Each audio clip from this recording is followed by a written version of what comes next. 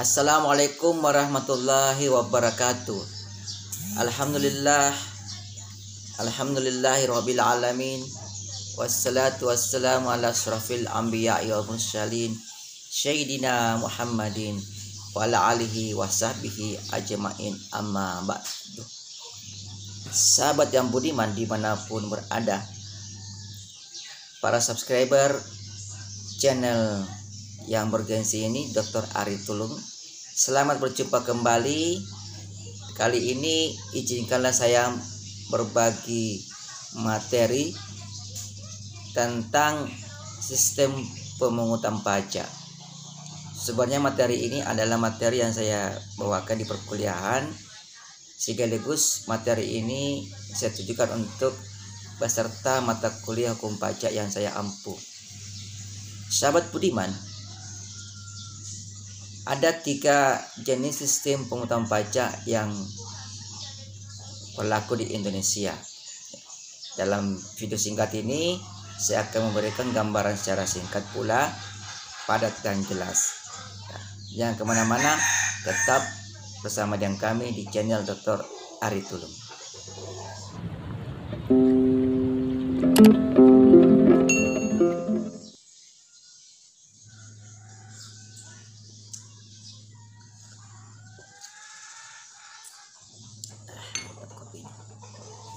Baik, langsung saja. Yang pertama adalah kita kenal dengan nama self assessment system. Self assessment system, dari namanya saja sudah mengandung makna bahwa sistem pemungutan pajak ini adalah sistem yang memberikan keleluasan kepada si wajib pajak untuk menghitung sendiri besaran jumlah pajaknya. Jadi terkait dengan kegiatan menghitung maupun melaporkan pajaknya itu dilakukan secara aktif oleh si wajib pajak itu sendiri, dengan cara aktif mendatai kantor perpajakan atau melakukan kegiatan itu secara online.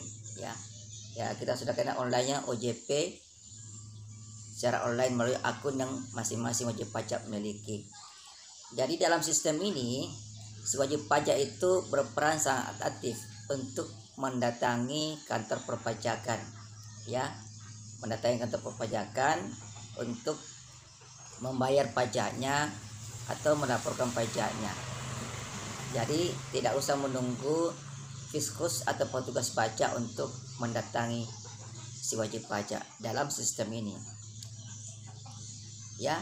Nah, dalam sistem ini di Indonesia, sistem ini hanya berlaku untuk pajak yang sifatnya dipungut oleh pusat, misalnya pajak penghasilan dan pajak pertambahan nilai. Jadi untuk pajak penghasilan dan pajak pertambahan nilai maka berlaku sistem pemungutan pajak ini, yaitu self assessment system. Dari segi kemudahan, jadi ada manfaat menggunakan sistem ini. Yang pertama itu ada manfaatnya, Sistem ini memiliki manfaat bagi si wajib pajak. Manfaatnya adalah si wajib pajak ini diberikan kemudahan atau keleluasaan untuk menghitung sendiri pajaknya sekaligus melaporkan sendiri pajaknya. Jadi bisa mandiri, Jadi bisa melaporkan sendiri harta kekayaannya dan menghitung sendiri pajaknya. Nah, sisi negatifnya kembali kepada sifat dasar manusia, bahwa biasanya wajib pajak itu mengkong kali kong. Artinya tidak semua penghasilannya dilaporkan kepada negara, sehingga yang seharusnya membayar lebih banyak pajak akhirnya membayar lebih sedikit pajak. Tetapi ini kembali lagi kepada individu-individu, Nah, kemudian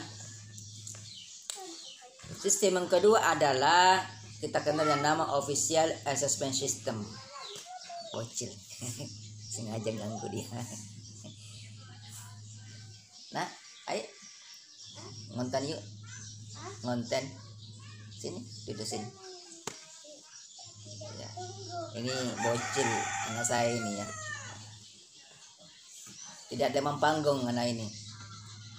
selalu mau tampil di dunia entertainment, si ganteng. Namanya siapa namanya, Nak?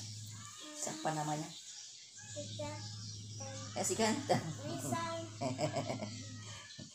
Oke, kita lanjut ya. Nah, sistem yang kedua kita kenal dengan nama Official Assessment System.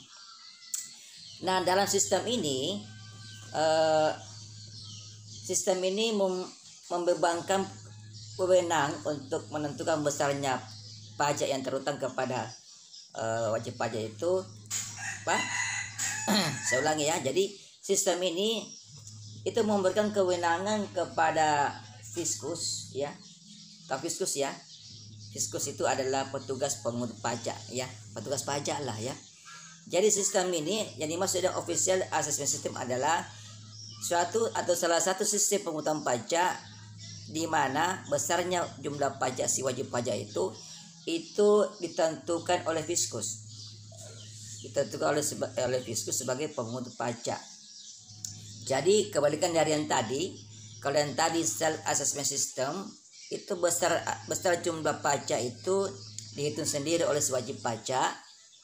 Wajib pajak aktif mendatangi kantor perpajakan. Nah, kalau ini Official Assessment System ya, kebalikannya ya. Pada sistem ini fiskus itu diberikan kewenangan oleh negara untuk menghitung jumlah pajak dari si wajib pajak ya. Si wajib pajak ya, bukan subjek pajak ya, wajib pajak. Jadi tolong istilah ini dipahami dulu, jangan sampai tertukar antara subjek pajak dan wajib pajak ya, nanti salah jawabannya. Jadi negara di sini ya melalui fiskusnya, pegawai petugas pajaknya atau pegawai penagih pajaknya itu diberikan kewenangan untuk menentukan jumlah besarnya pajak yang akan dibayarkan oleh si wajib pajak. Jadi di sini wajib pajak bersifat pasif. Kalau yang tadi sebelumnya itu yang self assessment system, justru wajib pajak yang aktif ya, aktif untuk melaporkan, untuk menghitung, untuk mendata semua harta kekayaannya lalu mendatangi kantor perpajakan. Kalau di sini sebaliknya, yang aktif adalah fiskus atau petugas penagih pajak. Jadi wajib pajak dalam sistem ini sifatnya pasif ya. Ya. Pasif artinya dia menunggu, dia hanya tinggal menunggu dikeluarkannya surat ketetapan pajak ya, yang tentu ditetapkan oleh institusi perpajakan ya. Nah, sistem ini atau Official Assessment System ini itu dilakukan pada pajak, misalnya pajak bumi dan bangunan PBB ya, atau jenis pajak daerah lainnya ya. Jadi PBB itu dihitung jumlahnya bukan oleh si wajib pajak, tetapi langsung ditentukan oleh fiskus. Dalam hal ini adalah kantor perpajakan. Jadi setiap tahun kita tinggal nunggu aja itu surat PBB keluar, kemudian kita membayar seperti apa yang tertera jumlah di dalam kertas PBB tersebut. Itu ya. Jadi di sini ya wajib pajak sifatnya pasif ya.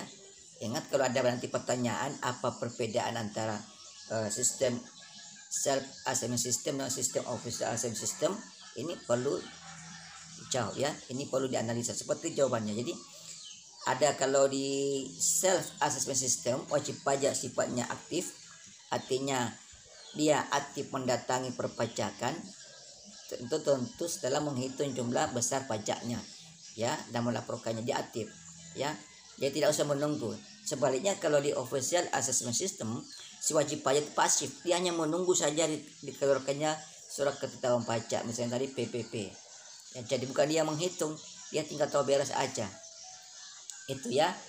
Nah selanjutnya yang terakhir adalah yang kita kenal dengan sistem withholding system. Withholding system, nanti silakan dicari tulisannya gimana karena ini bahasa Inggris ya. Sahabat yang budiman boleh dicari di Google, banyak ini withholding system ya. Nah sistem atau withholding system ini adalah sistem pemungutan pajak yang memberikan kewenangan kepada pihak ketiga untuk menentukan besaran pajak yang akan dibayarkan oleh si wajib pajak. Jadi di sini ada pihak ketiga ya. Jadi bukan fiskus yang menghitung jumlah pajaknya, bukan pula si wajib pajak yang menghitung jumlah pajak, tetapi pihak ketiga. Nah, pihak ketiga di sini jangan diartikan sebagai perusahaan tertentu, ya, bukan. Tapi pihak ketiga di sini yang dimaksud adalah misalnya contoh ini biasanya bendahara atau orang yang yang memberikan upah. Ini dimaksud dengan pihak ketiga, ya. Ya contoh kecil, contoh saya contohkan misalnya dalam suatu perusahaan itu ada pemberian honor kepada karyawan, ya. Nah, pemberian honor kepada karyawan itu diberikan oleh bendaharanya. Maka bendahara inilah yang dimaksud dengan pihak ketiga. Jadi bendaharanya ini dia, ya, akan memotong jumlah pajak dari tadi. Kalau ini, ya, withholding system. Itu ya contoh. Ya. Jadi bendahara dari institusi, ya, atau orang yang memberikan upah. Nah, jenis pajak yang menggunakan sistem ini, ya, itu misalnya PPh pasal 21, ya, PPh pasal 22 contoh, ya. Jadi intinya bukan penghasilan bulanan, ya. Kalau penghasilan bulanan kan kita menggunakan tadi sistem pertama tadi, self assessment system. Tapi kalau yang ini withholding system, maka itu berlaku hanya untuk kepada penghasilan tambahan seperti honor dan sebagainya. Ya, seperti kalau dosen, ya. Dosen menerima honor menguji dari mahasiswa misalnya. Itu kan yang ngasih kita bendahara, maka bendahara memotong 5%. Ya, tergantung golongan tentunya, ya. Kalau golongan 3A, ya, 3 itu golongan 3 itu ya 5%. Makin naik golongan 4 ya 15%. Misalnya contoh, ya. Seperti itu. Nah, jadi itu, ya. 3 sistem pemungutan pajak. Saya terangkan ini singkat, jelas dan padat supaya gampang dipahami. Untuk pengembangan lebih lanjut kepada mahasiswa peserta mata kuliah ini, silakan membaca referensi yang lebih lagi, ya. Silakan membuka referensi dimanapun. Boleh Anda buka di YouTube, tapi tentu kalau Anda buka di YouTube tentu di bagian referensi-referensi yang ada di buku, ya. Baik, sekian dari saya. Mudah-mudahan ada manfaatnya. Wassalamualaikum warahmatullahi wabarakatuh.